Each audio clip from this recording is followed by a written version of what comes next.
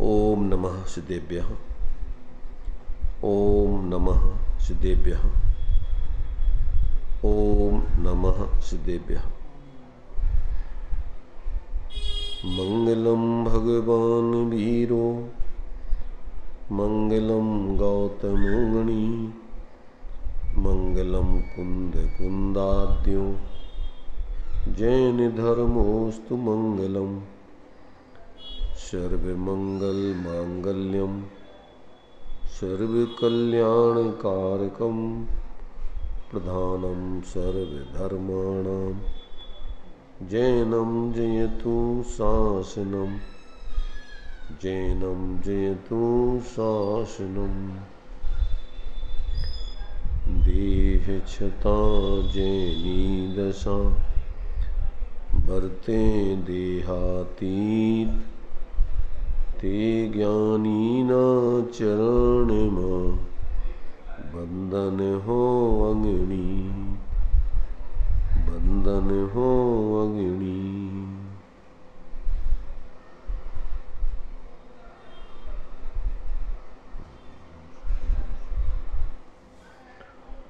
विषय अपना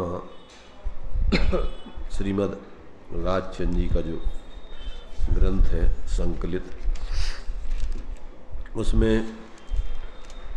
अंतिम 22 वर्ष से 34 वर्ष पर्यंत उन्होंने जो अपने आभ्यंतर परिणाम अवलोकन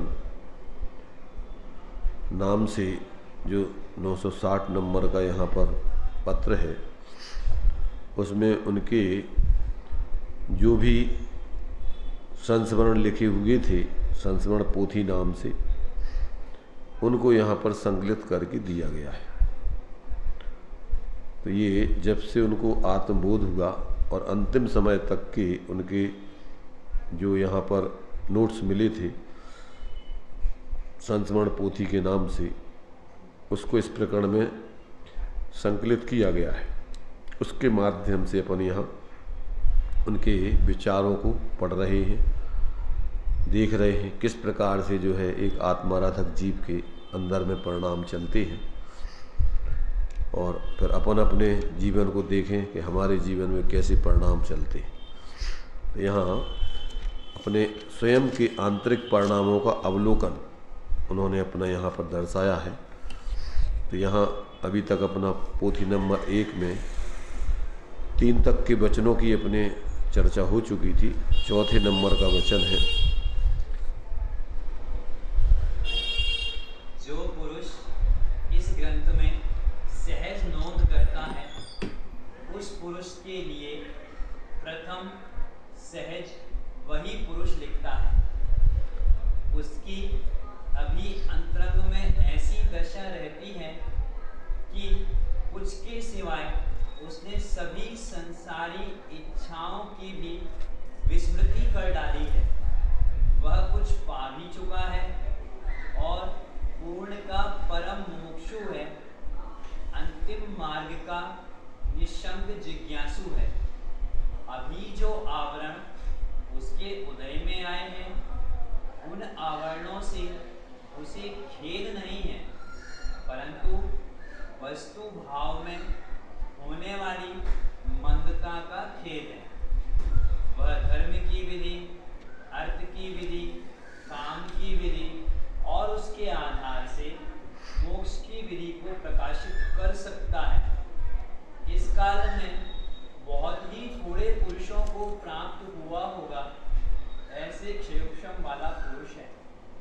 उसे अपनी स्मृति के लिए गर्व नहीं है, तर्क के लिए गर्व नहीं है, तथा उसके लिए पक्षपात भी नहीं है। ऐसा होने पर भी उसे कुछ बाह्याचार रखना पड़ता है, उसके लिए खेद है। उसका अब एक विषय को छोड़कर दूसरे विषय में ठिकाना नहीं है। वह पुरुष यद्यपि तीक्ष्ण उपयोग वाला है, तथापि उस तीक्ष्ण उपयोग को दूसरे किसी भी विषय में लगाने के लिए वह प्रीति नहीं रखता। संस्मरण पोथी 1 पृष्ठ 4। इसमें जो है अभी अपन ने पढ़ा, कुछ भाव भाषण हुआ। नोंद शब्द का अर्थ क्या है? नोंद मतलब होता है लेखन, उनने जो लेखन किया है। तो विवेक भाई तुम्हें कुछ पल्ले पड़ा, क्या कहना चाह रहे? सम्यक दृष्टि की अंतरंग जो भूमिका है उसको कुछ तो रस मिला है, परंतु पूर्ण की जो उसकी कामना है, पूर्णता की जो लक्ष्य है, उसकी जो प्यास है, उसके बारे में बताया, और उसकी परिणति में जो भेद बरत रहा है उसके बारे में, वो चीजें हमें विषय करने। चलो अभी अपन इनके एक एक वचन का जो है विचार करते हैं, जो इनने पूरे वचन लिखे हुए। सबसे पहले तो ये दिया है, जो पुरुष इस ग्रंथ में सहज नोंद करता है, माने जो इस ग्रंथ में जो सहज नोंद यानी लेखन कर रहा है, उस पुरुष के लिए प्रथम सहज वही पुरुष लिखता है। क्या कहा? इनके बारे में इनके जो अनुयायी हैं वो बोलते हैं सहज आत्म स्वरूप परम गुरु। तो इनने अपने आप को क्या क्या क्या किस रूप में लिखा है? सहज आत्म स्वरूप। इन्होंने अपने उस लेखक जो है उस पुरुष का उन्होंने जो नाम दिया है सहज आत्म स्वरूप। लिखने वाला कौन है? सहज आत्म स्वरूप है। तो ये जो है इस ग्रंथ में सहज नोंद करता है। सहज माने जो अंतरंग से सहज ही भाव उठे हैं, उन भावों को जो लिख रहा है, उस पुरुष के लिए प्रथम सहज ही वही पुरुष लिखता है कि वो सहज ही है, उसका कोई बाहर में और कोई रुचि रस नहीं है, जो अपना सहज आत्म स्वरूप है, बस अपने को उसी रूप में ही वो अपने को अनुभव करता है और दूसरे रूप में नहीं करता। वो अपना परिचय बस इतना देना चाहता है। वो कोई आत्मा किसी से बनाया हुआ नहीं, सहज माने जो स्वाभाविक रूप से है, जिसका जन्म अन्य किसी से नहीं हुआ। जैसे अपन समाज बोलते हैं तो समानताओं से जिसका जन्म होता है वो समाज है। आचार विचार रहन सहन जिनका मिल जाता है, वे सब लोग इकट्ठे हो जाते हैं, उन एक समूह हो जाता है, उसका नाम समाज है। तो यहाँ पर जो किसी से उत्पन्न नहीं हुआ है, जो सहज ही है, ऐसा मैं हूँ, तो ऐसा वो सहज आत्मस्वरूप उसका स्वरूप है। माने वो मैं अपने आप को इस रूप अनुभव करता हूँ, और वो लिखने वाला है और वो सहज लिखा जा रहा है। अब उसकी अभी अंतरंग में ऐसी दशा रहती है कि कुछ के सिवाय उसने सभी संसारी इच्छाओं की भी विस्मृति कर डाली है। कुछ के सिवाय, कुछ जो अपने जीवन के लिए जितनी आवश्यक चीज दे गई है आत्महित के लिए, बस उतनी बातें मात्र उसको याद है, बाकी और उसको दुनियादारी का कुछ भी याद नहीं रहा है। सबको विस्मृत कर दिया,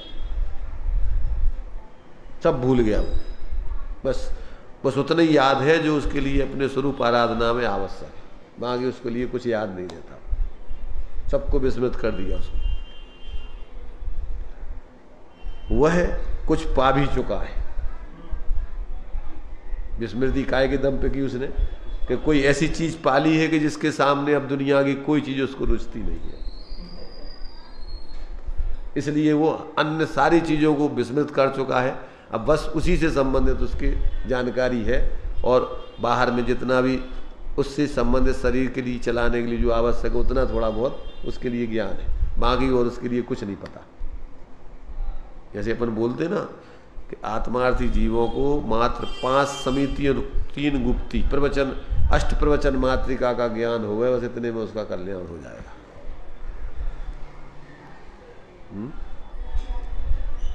तो अब उसके लिए कहते हैं उसने कुछ ऐसा पाया है कि जिसके कारण से वो संसार की सारी चीजों को विस्मृत कर चुका है। 5 समितियां जो है जीवन में, सब व्यक्तियों के जीवन में इतनी रह जाती प्रवृत्ति अकेली। ऐषणा ईरिया भाषा ऐषणा आदान निक्षेपणों भी उत्सर्ग है,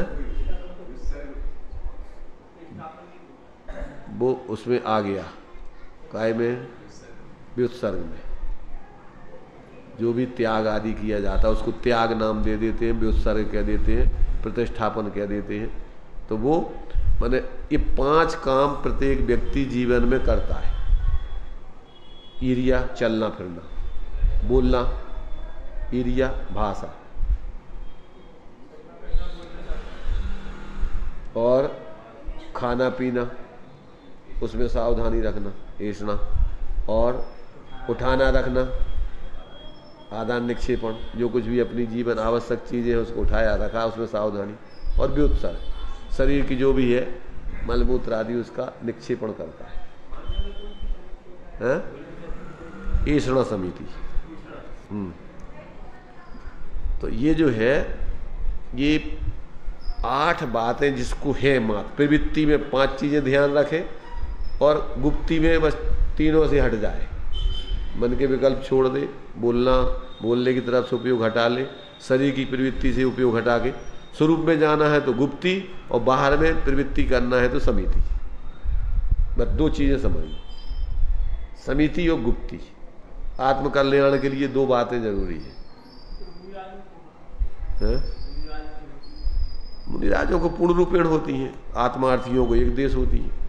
मुनिराजों के अनुयायी जो है उनको भी उतनी होती है, वे भी वही करते हैं और क्या काम करेंगे। वे पूर्ण रूपेण है, उसी में समर्पित है।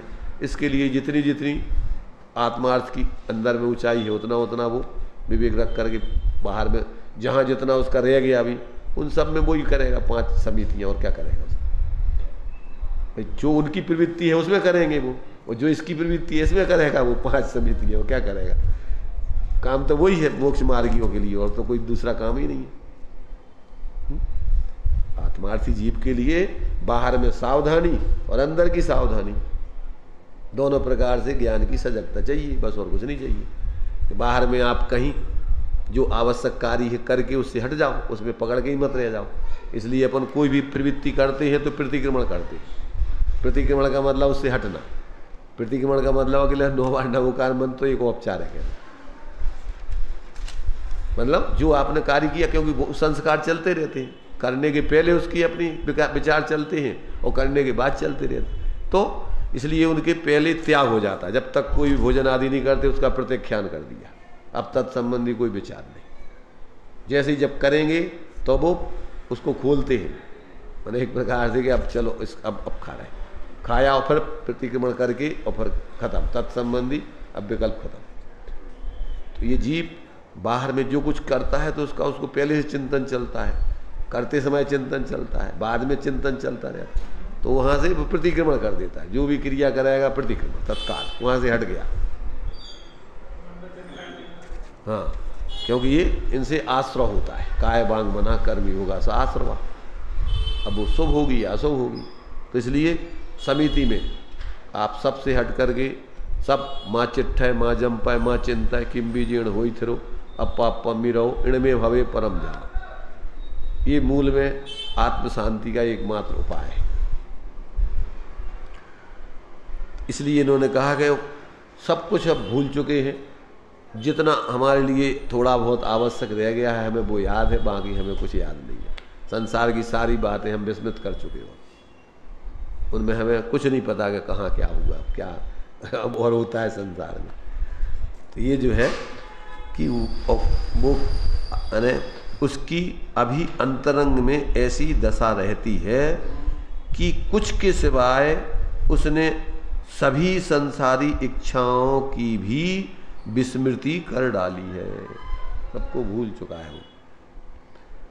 क्यों? वह कुछ पा भी चुका है और पूर्ण पाने के लिए परम इच्छुक है।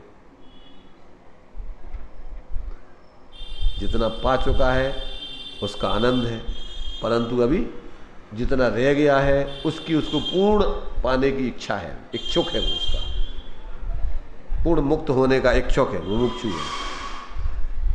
तो कुछ पा चुका है और पूर्ण का परम इच्छुक है, परम इच्छुक। अंतिम मार्ग का शंका नहीं है उसमें, उसको कि अब आगे क्या मार्ग है, कैसे क्या करेंगे। अंतिम मार्ग का निस्संक जिज्ञासु है। अब वो मार्ग कब हम उस पर चलेंगे, ऐसी उसकी जिज्ञासा है।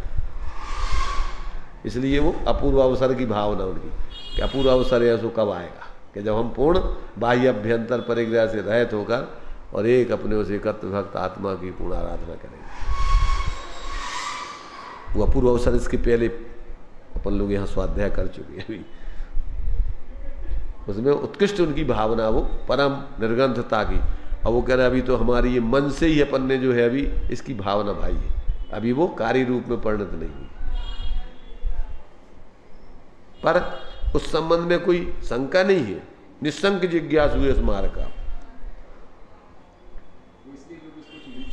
नहीं, वही मार्ग तो अब उसी मार्ग पे चलना है, दूसरा तो और कोई मार्ग है ही नहीं। तो उसने जो इस मार्ग को समझ के जो पाया है, अब उसी को पाने के लिए पूर्ण उसी पे चलना है बस। इसलिए उस मार्ग का पूर्ण निसंक जिज्ञासु है। अब क्या वो मार्ग कब हमारे जीवन में प्रकट होगा, बस उसकी जिज्ञासा है, उसको देखना चाहता है। तो वह कुछ पा भी चुका है और पूर्ण पाने के लिए परम मुमुक्षु है, अंतिम मार्ग का निसंक जिज्ञासु है। अंतिम जो उस मार्ग पे जो मोह रहित दशा, पूर्ण मोक्ष दशा होती है, उस मार्ग माने उस मुनि परे के मार्ग को पूर्ण उत्कृष्ट रूप से धारण करके साधना की, अब वो अंतिम जो है उसकी जिज्ञासा है। अभी जो आवरण उसके उदय में आए हैं, उन आवरणों से उसे खेद नहीं है। वस्तु व्यवस्था समझ रहा है, उसमें खेद करने से क्या होना है, इसलिए उसके बारे में कोई खेद नहीं। परंतु वस्तु भाव में होने वाली जो मंदता का खेद है, अपने अंदर भावों में जो उत्कृष्टता रहने चाहिए उसमें कमी है, उसका जरूर खेद है। आत्मा के भावों में जो कमी बढ़ रही है, मंदता दिख रही है, माने जो उसकी हाँ जिस जाति का उसको उत्कृष्ट रूप से जिसके लिए भावों की ऊंचाई पाना चाहिए थी वो नहीं पा रहा है, उसका जरूर उसको अभी खेद है। कर्म के आवरण का तो वो उसको लिए कोई खेद नहीं है, परंतु जो उसके माध्यम से जो उसके भावों में जो मंदता है उसका जरूर उसको खेद है। तो उसके लिए जो है वो जरूर उसको लगता है कि ये दशा वास्तव में अभी अपनी अच्छी नहीं है, उसमें संतुष्ट नहीं है वो। खेद का मतलब यहाँ हाँ ऐसा खेद नहीं समझना कि वो कोई दुखी हो रहा है, परंतु उसको जरूर वो लग रहा है कि अच्छी अभी अपनी दशा वैसी नहीं है जैसी अपन चाह रहे थे। हाँ, माने संयोगों का, कर्मों के उदय आदि का वो तो ठीक है, जो कुछ भी है, हाँ उसमें कोई हमें माने किसी प्रकार का खेद नहीं है। वह धर्म की विधि, अर्थ की विधि, काम की विधि और उसके आधार से मोक्ष की विधि को प्रकाशित कर सकता है। उसको जो पुरुषार्थ लोक में धर्म, अर्थ, काम, मोक्ष पुरुषार्थ कहे हैं, उन चारों का वो स्वरूप जानता है कि किस भूमिका में कैसे कार्य करना चाहिए, आत्महितार्थी के लिए, आत्मार्थी के लिए। जो अपन कमाई करना है कि नहीं, जीवन आजीविका के लाने व्यवस्था, पैसे चाहिए पड़े कि नहीं, व्यवस्था काम की विधि, जो तुम खाओ पीवो देखो, 5 इंद्रियों के विषयों का परिवर्तन है, उसके बारे में।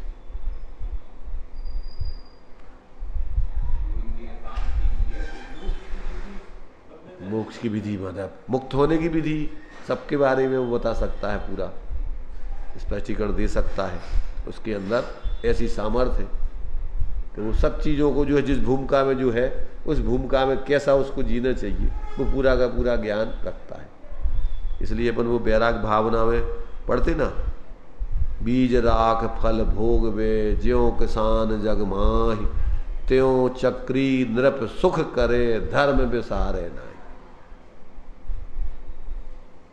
तो धर्मात्मा व्यक्ति कैसे जो है लोक में पैसे कमाता है, कैसे जो है अपना जीवन में आजीविका आदि की व्यवस्था बना करके कैसे अपने शरीर की व्यवस्था के लिए कैसे वो पोषण आदि करता है, किस प्रकार से फिर सहचरभूत उसके धर्म का कार्य करता है, और कैसे जो है अपनी मोक्ष आराधना में सजग रहता है। ये सारी चीज़ें उसको बराबर उसके ज्ञान में बढ़ती है। किस भूमिका में अपन को कैसे रह करके सब कार्य करने चाहिए। इसलिए वह धर्म की विधि माने जो व्यवहार धर्म अपने लिए पुण्य आदि के कार्य होते हैं उसकी विधि, पैसे आदि कमाने की विधि, आजीविका की विधि, और 5 इंद्रियों के विषय आदि में प्रवृत्ति करने वाली विधि, माने जो अपनी इच्छाओं की पूर्ति के लिए जो प्रवृत्ति की जाती है आहार आदि, उनकी विधि, और उसके आधार से मोक्ष की विधि को प्रकाशित कर सकता है। इस काल में बहुत ही थोड़े पुरुषों को प्राप्त हुआ होगा, ऐसा क्षयोपशम वाला वह पुरुष जानना चाहिए। ऐसा क्षयोपशम उस पुरुष के पास है। पुरुष माने आत्मा, कौन सा आत्मा? जो आत्मा ये लिख रहा है उस आत्मा की बात कह रही, अपने अंतर अवलोकन परिणामों की बात बता रहे ना। ये तो किसकी चर्चा चल रही है?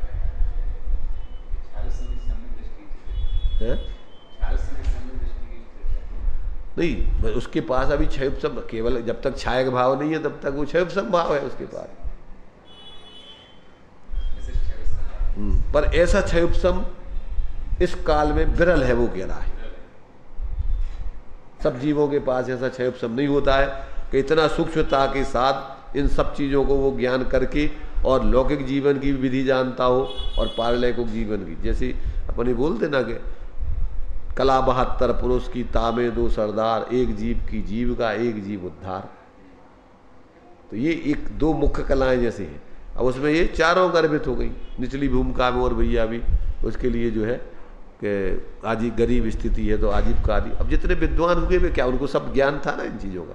चारों प्रकार के पुरुषार्थ जानते थे कि नहीं जानते, कि अपन को बाहर में जो भी करना है तो कैसे करना है, शरीर आदि की आवश्यकता की पूर्ति करना है तो कैसे करना है, किस विधि से करना है, ये सारी चीज़ें उनके ज्ञान में होती हैं।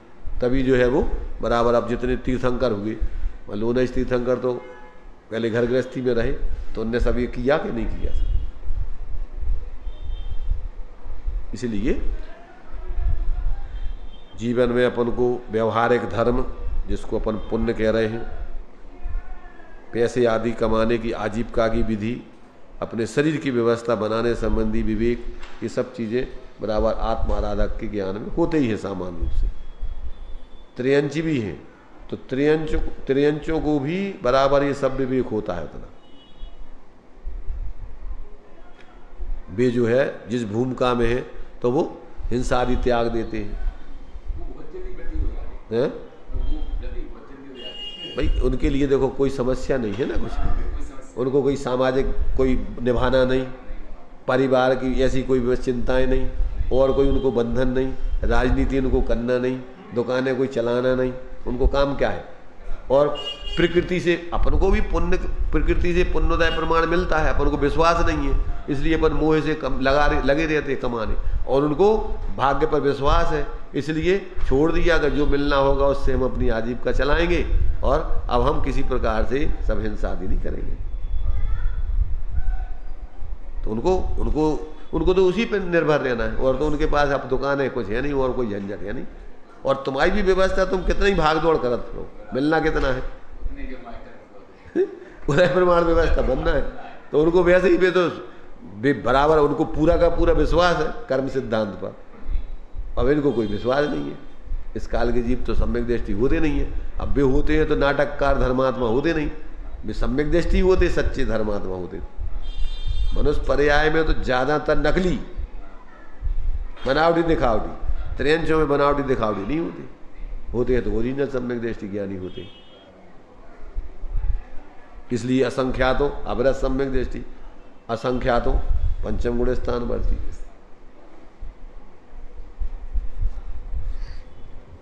तो उनकी संग वैसे तो देवगति में सबसे ज़्यादा सम्यक दृष्टि मिलेंगे, फिर त्रयंच गति में है, फिर मनुष्य गति में मिलते हैं। नरक, वैसे तो नरक में भी बहुत है, एक एक नरक में असंख्यातों जीव है। मैंने पहले तीसरे नंबर पर नरक के आते हैं, हाँ, और चौथे नंबर पर मनुष्य आते हैं। उनकी संख्या ही है, उनकी सीमा है। हैं? नहीं, दूसरे नंबर पर सबसे ज़्यादा देवों में, दूसरे नंबर पर त्रयंचों में, तीसरे नंबर पर नारकियों में और चौथे नंबर पर मनुष्यों में, क्योंकि इनकी संख्या भी थोड़ी है। उनकी संख्या सबसे ज़्यादा है, त्रयंचों की ज़्यादा है, परंतु असंगी तक के जीव हैं बहुत। तो संगी पंचेंद्रिय जीव तो हाँ वो ठीक है, वो तो इसलिए तो असंख्यात हो गए। मनुष्यों की है वो, हाँ। अविरत देश विरत 13 करोड़ अलग अलग उनकी संख्या दी है पूरी वो।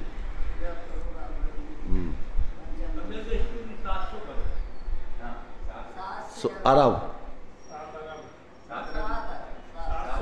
700 करोड़ माने 7 अरब, ये ही बात है। 700 करोड़ का हो चाहे 7 अरब का हो।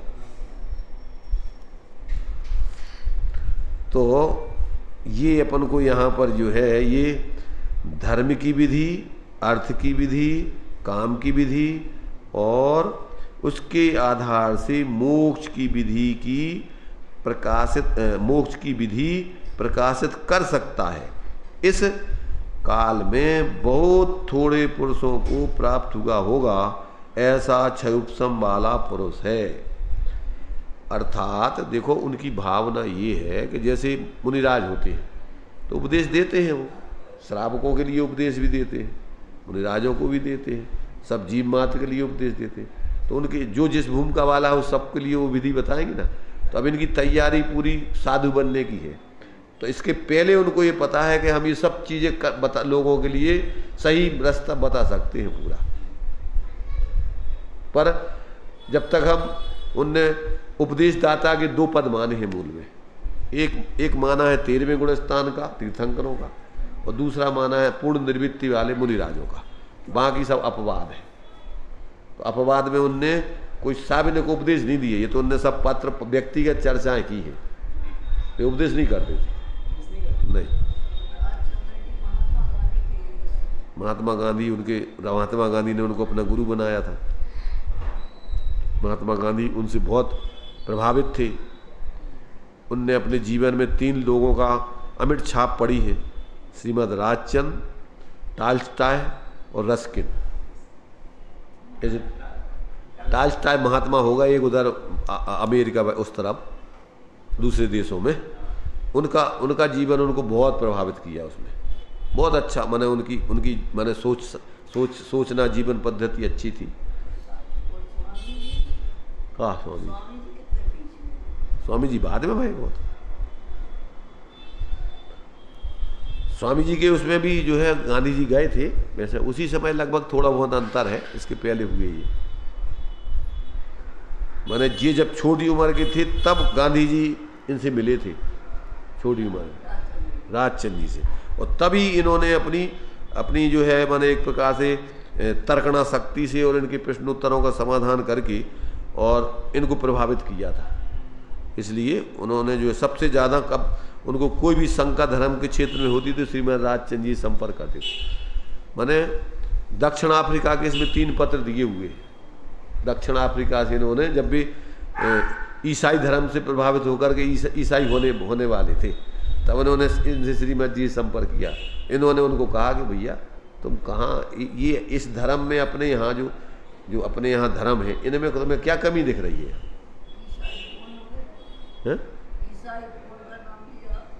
महात्मा गांधी जो है दक्षिण अफ्रीका में, क्योंकि ईसाई धर्म बहुत प्रचलित है विदेशों में, इसलिए वो ईसाई होने वाले थे। क्योंकि मानवता की सेवा उसमें सबसे ज़्यादा है, और बाकी हिंसक पद्धति वगैरह, मांस वगैरह, अंडे वगैरह खाने का उसमें निषेध नहीं है। इसलिए उन्होंने फिर उनको मना किया कि भाई अपने यहाँ के जो हिंदुस्तानी प्राकृतिक माने धर्म है वास्तविक अहिंसात्मक, ये धर्म उन्होंने फिर 27 प्रश्नों का प्रश्न का एक पत्र दिया था, इसमें छपा हुआ है, 3 पत्र हैं उनके, दक्षिण अफ्रीका से पूछे, वो इसमें छपे हुए हैं। और ऐसे प्रश्न हैं कि सामान्य व्यक्ति नहीं कर सकता है, वो उसके समाधान उन्होंने पूरे दिए थे।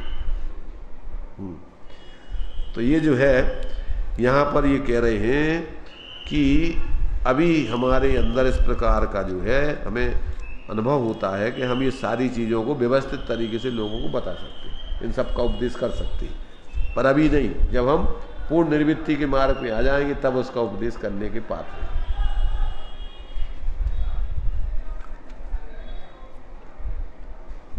आगे देखिए,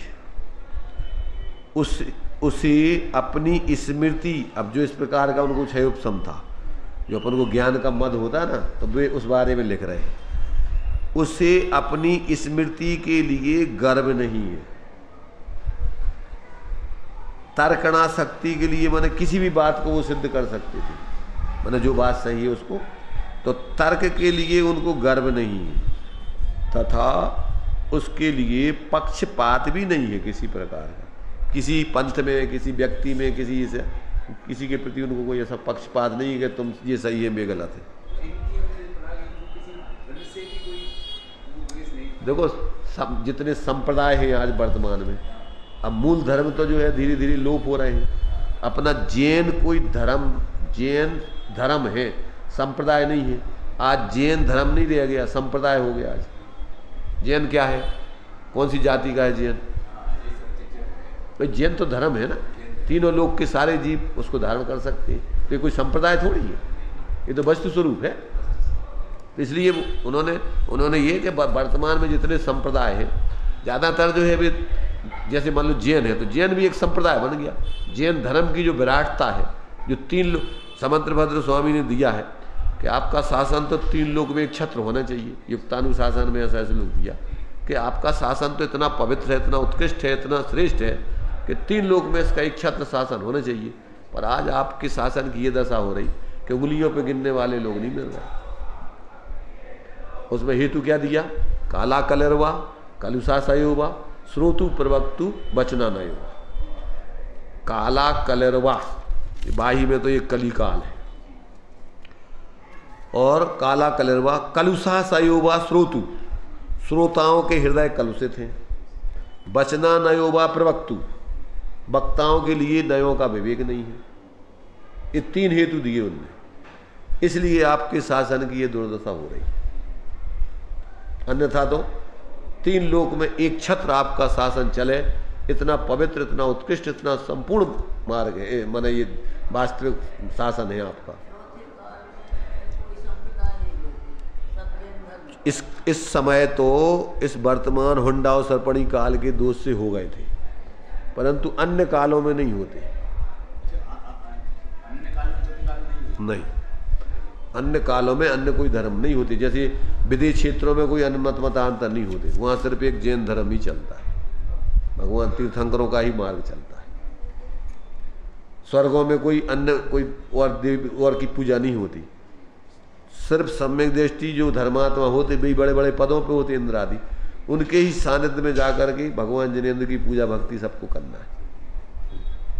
तो ये जो है इस प्रकार की स्थिति यहाँ पर जो है वो बता रहे कि उसे अपनी स्मृति के लिए गर्व नहीं है, तर्क के लिए गर्व नहीं है, तथा उसके लिए पक्षपात भी किसी के प्रति नहीं है। ऐसा होने पर भी उसे कुछ बाह्य आचार रखना पड़ता है, उसके लिए उसे खेद है। माने हम पूर्ण बाह्य आवरण से रहित होकर दिगंबरत्व को धारण नहीं कर पा रहे हैं, और अभी हमें लोग सांप्रदायिक दृष्टि से कोई ना कोई बाहर में तो आचरण हमें करना पड़ेगा, तो उसके कारण से लोग हमें संप्रदाय विशेष के लोग अपना मानते सर, इसका हमें खेद है। हमारे लिए किसी पक्ष में किसी संप्रदाय में रुचि नहीं है, इसलिए उन्होंने लिखा कि कोई संप्रदाय मोक्ष में नहीं जाता है, उनमें से कोई बिरले व्यक्ति समझ करके आत्माराधना करते हुए मोक्ष जाते हैं। संप्रदायों में धर्म नहीं है, बाड़े हैं ये तो अपने अपने हिसाब के, इसलिए धर्म तो एकमात्र है। हाँ बोलते ही बाड़ा, स्वामी जी तो यही बोलते थे कि ये बाड़ों में जो है माने धर्म नहीं हो सकता है, पोपा भाई का राज नहीं है, हाँ, यहाँ जिस बाड़े में तुम चले जाओ तो धर्मात्मा बन जाओगे, शामिल हो जाओ। ये तो वस्तु स्वरूप है, उसको समझ करके जो जिएगा वो धर्मात्मा बनेगा और उसका मोक्ष होगा। तो इसलिए यहाँ कहते हैं कि उसको अपनी स्मृति पर गर्व नहीं है, तर्क शक्ति पर गर्व नहीं है, उसके लिए पक्षपात किसी के प्रति नहीं है। ऐसा होने पर भी उसे कुछ बाह्य आचार रखना पड़ता है, उसके लिए उसे खेद है। वो बिल्कुल दिगंबर होकर के और माने किसी प्रकार के बाह्य का आचार रखने से रहित होकर पूर्ण प्राकृतिक जीवन जीना चाहता, उसके लिए उसको खेद है। उसका अब एक विषय को छोड़कर दूसरे विषयों में ठिकाना नहीं है। क्या मतलब? एक आत्मा को छोड़कर ठिकाना माने टिकना। ठिकाना जानते भैया, तुम्हारा का जो ठिकाना नहीं आता, तुम्हें कोई स्थान नहीं है टिकवे को का। तो वे कह रहे एक ठिकाना छोड़ के और उसका कोई ठिकाना टिकने का नहीं रह गया। तो ये कह रहे उसका अब एक विषय को छोड़कर दूसरे विषय में ठिकाना नहीं है। वह पुरुष यद्यपि तीक्ष्ण उपयोग वाला है, तथापि उस तीक्ष्ण उपयोग को दूसरे किसी भी विषय में लगाने के लिए अब उसकी प्रीति नहीं रखता है। पहले उन्होंने जो है शतावधान वगैरह करना की चालू हुए थे, तो उनके साधना में व्यवधान आया, उन्होंने बंद कर दिए सब। तो अब उन्होंने कोई तंत्र मंत्र तंत्र, बुद्धि तीक्ष्ण है, सारे विषयों का वो ज्योतिष वगैरह सब जानते थे, सब उनको पूरा ज्ञान था, परंतु आप कह रहे हो और किसी विषय में उसको प्रीति रुचि नहीं रह गई। एक विषय को छोड़ के एकमात्र अपने स्वरूप की ही उसको प्रीति है, उसी विषय में उसकी प्रीति, और इसके अलावा अब कहीं जाति स्मरण ज्ञान था उनको, जन्म से ही था वो तो। पूर्व के संस्कारी थे वो। अब वो तो शतावधान था, वो पहले उन्होंने प्रयोग किया तो वो बहुत लोग विदेश वाले उनको ले जाना चाहते थे, परंतु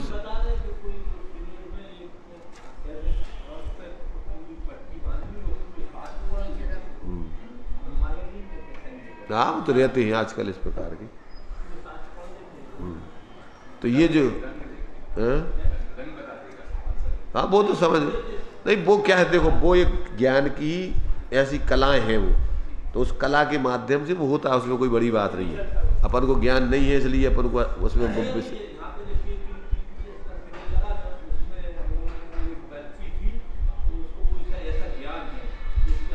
हाँ वो तो ठीक है।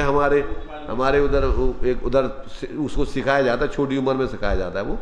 तो वो हमारे उधर बीना में भी एक बता रहे थे रवि भाई कि हमें जो है वो तुम्हारे वो भाई की जो बच्ची है भतीजे की, उसको भी ये सिखाया गया है, और उसको भी ऐसे बहुत ताकत लगती है उसको।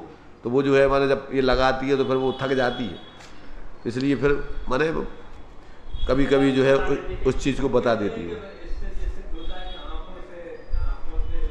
ज्ञान नहीं होता है ही सिद्ध, वो तो उसमें क्या बात है।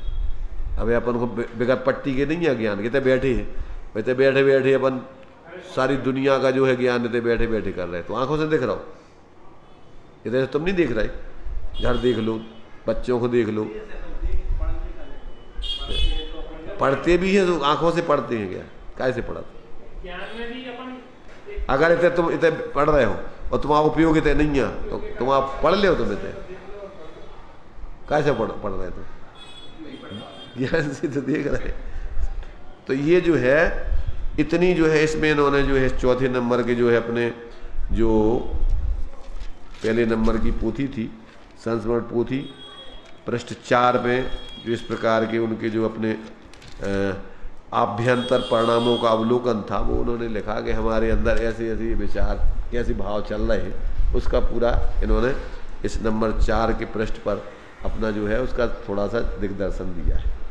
तो ये एक एक चीज़ों का जो है इनने पूरे की उनकी जो संस्मरण पोथी 22 साल से लेकर 34 साल तक इस सब का इसमें आखिरी में जितना संकलन किया है, तो वो थोड़ा इसमें से निरीक्षण कर रहे थे कि उनको कैसे कैसे विचार अंदर में चलते रहे हैं और एक आत्मार्थी के जीवन में कैसे विचार चलते हैं, तो अपन उसको देखें, जीवन में मिलाएं। चलिए, अभी अपना टाइम हो चुका है, नहीं अपन इसको बनाएं।